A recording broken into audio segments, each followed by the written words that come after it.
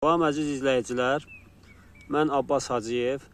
Bugün sizlərə çox maraqlı bir mövzu ilə video çəkirəm. Burada gördüyünüz göbələk elmi dildə Coprinus comatus göbələyidir və bizim yerli cəmaət bunu qaranquş göbələyi də adlandırır.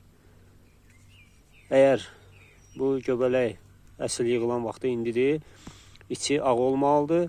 Eğer içini qaralırsa, artıq onu qəbul etmək olmaz.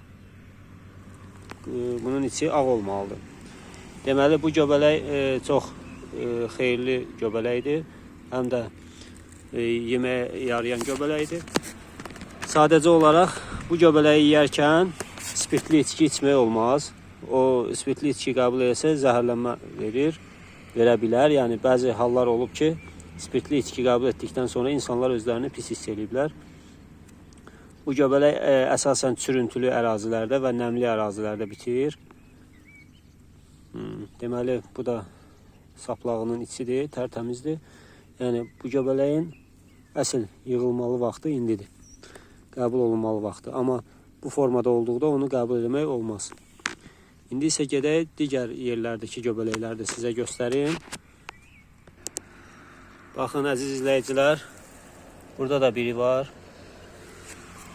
Burada da var. Bu ərazi gölün kənarı olduğu üçün burada nəmlik var və çürüntülü ərazidir. Burada həmişə nəmlik var. Baxın burada da var. Coprinus comatus göbələyi. Hardasa görsəz, rahatçılıqla kəsib istifadə edə bilərsiniz.